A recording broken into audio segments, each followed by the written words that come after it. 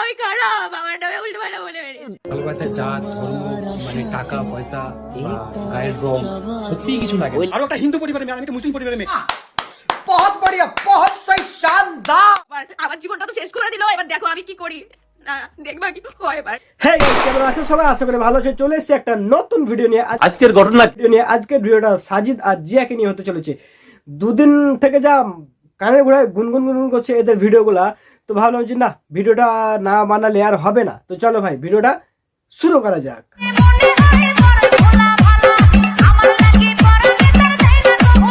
সাজিদ কিন্তু প্রথমে জিয়াকে বিয়ে করে, আর সেটা একদিন ইউজ করে, দুদিন ইউজ করে, 3 দিন ইউজ করে, 4 দিন ইউজ করে, 5 দিনের বেলায় সেটাকে প্র্যাঙ্ক বলে চালিয়ে দেয়।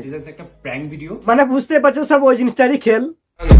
এবং সাজিদ ভাই আবার এরপরে একে বিয়ে করে। তারপর সাজিদের বিয়ে দেখে জিয়া মামনি পুরো পাগল হয়ে যায়। আমি কিভাবে থাকবো তোমাকে যারা কম বয়সে পাকলো বাল, আল্লাহ দুঃখ চিরকাল। তোমরা এখন ভাবছো যে সাজিদের কি এখন সত্যি বিয়ে হয়েছে না এটা আবার প্র্যাঙ্ক করছে। সাজিদ কিন্তু প্রথমে বিয়েতে এরকম একটা রিলস বানায়, আর সেকেন্ড বিয়ের সময় এরকম রিলস বানায়। এটা কি চলছে ভাই? আমি তো কিছু বুঝতেই পারছি না। না ভাই এটা বলবে কিছুদিন পর যে জাস্ট প্র্যাঙ্ক, বিয়েটি আমি কিছুই করিনি। তো সবই তো হলো। তাহলে যে এবার লাইভে এসে কি বলেছে সেটা একবার শোনা যাক। ও সবাইকে গিয়ে বলে বেরিয়েছে আমি খারাপ, আমার নামে উল্টোপাল্টা বলে বেরিয়েছে। আচ্ছা আমি বড় হয়েছি, হ্যাঁ দেখে আস বাকি আইডিগুলো সবার। আমার জীবনটা তো শেষ করে দিল, এবার দেখো আমি কি করি। না দেখবা কি হয় এবার। আর একটা তখন থেকে ফোন করেই যাচ্ছে। দেখো এখন নিজেকে সতী সাবিত্রী প্রমাণ করতে চাই। মানুষ কত কথা বলেছিল ওর নামে, আমি কোনোদিন কারোর কথা শুনিনি। ও যা বলেছে আমি তাই। তো চলো সাজিদ কি বলছে সেটা শোনা যাক। তারপর তো আছি আমি এদেরকে ধোয়ার জন্য। মানুষ ভিউজের নেশায় পড়ে মানুষ এত কিছু করতে পারে, এত বড় বেমানি করতে পারে, সেটা আমি আজকে তোমাদেরকে প্রুফ দেখাবো। আমি প্রুফ দেখাচ্ছি। প্রুফ দেখাবার দরকার নাই, আমরা তো জানি সারা তোমরা ভিউজ কামানোর জন্য সবকিছু করতে পারো। তোমাদেরকে প্রুফ দেখাবো, আমি প্রুফ দেখাচ্ছি। দাঁড়াও, দাদা কিন্তু অন্য কারোর কথা বলছে না, দাদা কিন্তু নিজের কথাই বলছে।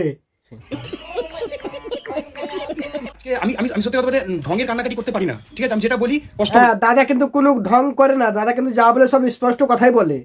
আর ইউ কমেডি মি দেখো সবাই জানে, বাট তুমি তাহলে এইসব কেন পোস্ট করছো? এই পোস্ট করছো করো, এই ক্যাপশনটা কি? তুই পোস্ট করো, তুমি ক্যাপশনটা কি লিখছো? চলো এবার দেখা যাক যে ইনস্টাগ্রামে কি পোস্ট করেছে। তুমি শুধু বেইমানি করনি, তুমি আমার জীবিত দেহটাকে দাফন দিয়েছো। তুমি আমাকে নীরবে খুন করেছো, কিন্তু প্রমাণ রাখো। এই ভিডিওটাতে দাদার ফাটার কেছে, ভিডিওটা তো কিছুই নাই। ঠিক বলেছো। তো চলে গেছে, একবার ক্যাপশনটাতে দেখে আসি। তুমি শুধু বেইমানি করনি, এখানে তো খারাপ কিছু লেখেনি, তার ভিডিও হিসাবে তার ক্যাপশন দিয়েছে। বাত তো সহি শোনো রে তোমরা, আচ্ছা আচ্ছা আচ্ছা, কিন্তু এইটা তো উচিত নয় না যে এখন মানুষ কি ভাববে? এখন ভাবে আমি বেঈমান। দাদা এখন শুধু বেইমান না, তুমি ছোট থেকেই বেইমান ছিলে। সঠিক বলেছেন, আপনার বুদ্ধি ভালো। আমরা বিয়ে করিনি, এটা জাস্ট একটা প্র্যাঙ্ক ভিডিও। তাছাড়া তোমাদের দুজনে এখন যে সিচুয়েশন, মানে দেখে তো মনে হচ্ছে তোমাদের ওটা রিয়েল বিয়ে ছিল। নিঃসন্দেহে তুই ঠিক কথা বলেছিস। আর সত্যি কথা বলতে ওর বয়স হচ্ছে একটা 14 বছরের মেয়ে, আমার বয়স কত? 27 বছর বয়স। দাদা এটা অনেক বাড়াবাড়ি হয়েছে, একটু আস্তে কথা বলো, একটু আস্তে কথা বলো দাদা। আরো একটা হিন্দু পরিবারের মেয়ে, আমি একটা মুসলিম পরিবারের মেয়ে, কোনোদিনও মানবে না। এই তো দাদা নিজের গাঁটটা নিজেই মেরে নিলে। আরো একটা হিন্দু পরিবারের মেয়ে, আমি একটা মুসলিম পরিবারের মেয়ে। দাদা নিজেকে মেয়ে বলাটা ঠিক না, তুমি একটা হিজড়া। আরো রেকর্ডিং আছে তোমাদেরকে সব, আমি ভিডিওর মধ্যে দেবো। একটা ভিডিও বানাবো, ভিডিওর মধ্যে আমি তোমাদেরকে সব রেকর্ডিং দেখাবো, সব পুরোপুরি। দাদা সত্যি করে বলো, দেখাবে? মানসম্মানে টানটানি না, নিজের মানসম্মান নেই বলে নিজের মানসম্মান নেই, লোকের মানসম্মান টানটানি, তাই না? দাদা তোমার সম্মান আছে না আমার পেছনের মধ্যে ভরে নিয়েছো? সালা সেটাই আমার সন্দেহ। তাহলে এই কথাগুলো আমি কেন বললাম বুঝতে পারলে না তো? চলো এবার দেখো ভিডিওগুলা। চলো ভাই দেখো আপনি কি করতে। আরো একটা হিন্দু পরিবারের মেয়ে, আমি একটা মুসলিম পরিবারের মেয়ে, কোনোদিনও মানবে না। ভালোবাসার জাত ধর্ম মানে টাকা পয়সা বা গায়ের রং সত্যি কিছু এটা সম্মান, মানে সম্মানগুলো সব পেছনের ভিতরে ভরে নিয়ে আসছে, মানে কখন যে কি বলে এরা নিজেই বুঝতে পারে না।